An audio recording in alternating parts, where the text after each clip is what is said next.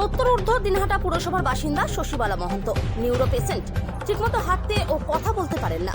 তার নামে এসেছে শুনানির নোটিশ। কমিশনের নির্দেশ রয়েছে অসুস্থ এবং বয়স্কদের বাড়িতে থেকেই বিশেষ শুনানির ব্যবস্থা করা, কিন্তু সেই নির্দেশ শুধুমাত্র খাতায় কলমে, বাস্তব চিত্র একদম আলাদা।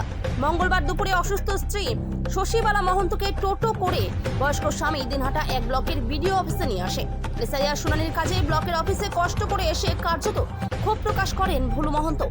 অসুস্থ স্ত্রীকে নিয়ে কেন এসেছেন বলাতে অকপটে জানালেন, স্থানীয় বুথ লেভেল অফিসার বলেছে নিয়ে আসতেই হবে, সেজন্যই স্ত্রীকে নিয়ে এসেছি। কোচবিহার থেকে সুমন মণ্ডলের রিপোর্ট, বিগ নিউজ বাংলা। হ্যাঁ, এর আগে ভোট দেননি? এর আগে ভোট দিছি। তারপরে নোটিশ আসলো? হ্যাঁ, নোটিশ আসছে। কি যেন কাগজের ত্রুটি ছিল। কিন্তু আপনাদের তো এখানে আসে, অসুস্থ লোকের তো এখানে আসার দরকার নেই, আপনাদের বাড়ি তো যাওয়ার কথা। না, নোটিশে বলছে, বিএলওরও বলছে যে যেতে হবে। মানে বিএলও বলছে, বিএলও বলছে এখানেই আসতে হবে।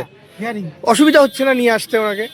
টোটো থেকে আনলেন তো, টোটোতে করে আনলেন? হাঁটতে পারে না? হাঁটতে পারে না, নিউরো পেশেন্ট। Neuro patient. আপনার স্ত্রী তো? স্ত্রী তো। বলছিলাম আপনারা যখন ফর্ম ফিল আপ করেছেন, হ্যাঁ, ফর্ম তো ঠিক মতোই ফিল আপ করেছেন, হয়তো ত্রুটি হতে পারে। সেটা বিএলও তখন দেখেনি? আরে বাবা, তা তো বলতে পারি না, তো ত্রুটি হতে পারে। 2002 সালে কি ভোট দেয়নি? হ্যাঁ, 2002 সালে ভোট দিয়েছিল না, 2002 সালে ভোট দেয়নি, তারপরে ভোট দিছি। আচ্ছা, কি নাম আপনার স্ত্রী? শশীবালা মহন্ত। আপনার নাম? আমার নাম ভুলুরাম মহন্ত।